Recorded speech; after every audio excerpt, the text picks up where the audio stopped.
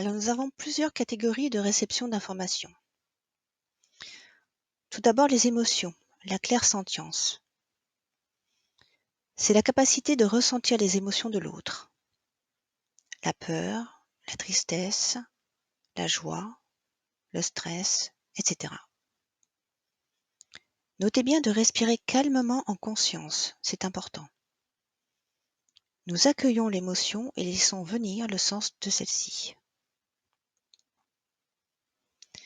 Pour rappel, les animaux sont dans un état d'amour inconditionnel permanent. Ils ne jugent pas. Leurs émotions sont sincères et authentiques. Nous devons être attentifs à ne pas juger et projeter nos propres interprétations des émotions sur eux. Un exemple, la colère. Généralement jugée en mal par les humains, c'est en réalité une énergie montante dans notre organisme, déclenchant des processus, y compris physiologiques, nous permettant de corriger une situation non respectueuse de nos besoins vitaux. Notez bien que chez les animaux, parler de colère de façon humaine est inadéquat. Il est plus approprié de parler de frustration ou d'incompréhension. Deuxième exemple, la jalousie. Elle n'existe pas chez les animaux. Il s'agit généralement d'une place sociale ou d'un besoin qui n'est pas respecté. Deuxième catégorie, les informations visuelles, la clairvoyance. Nous allons envoyer ou recevoir une image mentale comme si nous avions une photo en tête.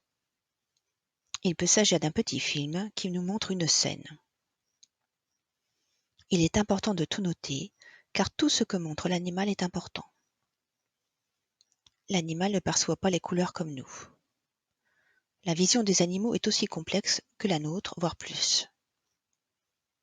Les oiseaux voient au-delà du spectre visible, à savoir le rayonnement ultraviolet, quand nos yeux humains cessent de voir au-delà du violet. Les chiens ne voient pas en noir et blanc comme le veut la croyance commune. Ils sont sensibles au marron, au bleu et au jaune, tout comme les chats.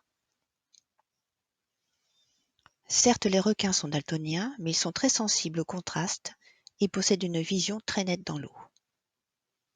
Les capacités oculaires des animaux sont bien adaptées à leurs besoins. Nous avons ensuite les informations auditives, la clairaudience, qui signifie audition claire. On reçoit des informations directement de l'esprit sous la forme de messages et de sons. Ceci est similaire à la façon dont les gens pensent des mots dans leur tête, mais ne les entendent pas. Ensuite, il y a la clairconnaissance. C'est une capacité qui s'apparente à la médiumnité. Il s'agit d'une connexion avec l'univers qui permet de capter des messages de tout type, visuels, auditifs, sensitifs et olfactifs. Le clairconnaissant ne maîtrise pas ce qu'il capte. Des informations arrivent et nous savons qu'elles sont vraies, même si nous ne savons pas comment. Notez bien que l'information ne provient pas d'un raisonnement mental personnel interne, mais c'est une information réelle externe. Rappelons que le mental s'appuie uniquement sur ses propres expériences passées. L'information vient donc en conscience, mais votre mental ne sait pas d'où elle provient, puisqu'elle ne vient pas de ses fichiers internes. D'où cette sensation de ne pas savoir comment vous savez. Et pourtant, vous savez et avez connaissance de l'information.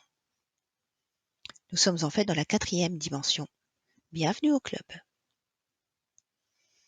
Je continue avec les informations kinesthésiques. Ce sont les sensations que nous percevons dans notre corps lors de la communication animale. Les douleurs, un malaise. Dans le cas de douleur, cette sensation se manifeste dans notre corps que durant un bref moment ou seulement le temps de la communication animale. Notez bien de respirer calmement en conscience et accueillir. Si cette douleur perdure en nous après la fin de la communication, nous devons vérifier si nous n'avons pas le même symptôme. Il peut s'agir d'un problème d'ancrage. Alors, qu'est-ce que l'ancrage? L'ancrage, c'est la capacité à être relié à la terre, les pieds sur terre. Dans le moment présent, ça va être notre sécurité pour pouvoir revenir. Par exemple, quand un animal ne veut pas quitter la communication, ça va lui permettre de repartir. Dans la vie de tous les jours, ça nous évite d'attraper des émotions qui ne sont pas à nous. On va faire des petits exercices pour ça. Je reviens sur le fait de ressentir une douleur qui ne nous appartient pas. Nous sommes entrés en résonance, en sympathie au lieu d'empathie. Alors je vais souvent utiliser ces termes être en empathie, mon cœur dans ton cœur, et non en sympathie, car nous nous relions à nos propres souffrances. On pleure avec l'animal et non sur l'animal, pour ne pas l'accabler davantage. Qu'est-ce que c'est la notion d'empathie? C'est la perception de l'autre, de ce qu'il vit, de ce qu'il ressent, de ce qu'il est. Comme si nous étions lui, mais en sachant que nous ne sommes pas lui. Ensuite, les informations olfactives. Nous sentons des odeurs, les respirons comme si nous étions face à quelque chose de réel. Puis les informations gustatives. Nous avons en bouche le goût des objets ou des aliments que nous envoie l'animal. Et enfin la transvision. Vous voyez les images ou la séquence d'images comme par les yeux de l'animal, ou alors comme si vous étiez à côté de lui. Il n'y a alors pas la même échelle, pas la même hauteur de vision. Vous voyez à la hauteur de l'animal.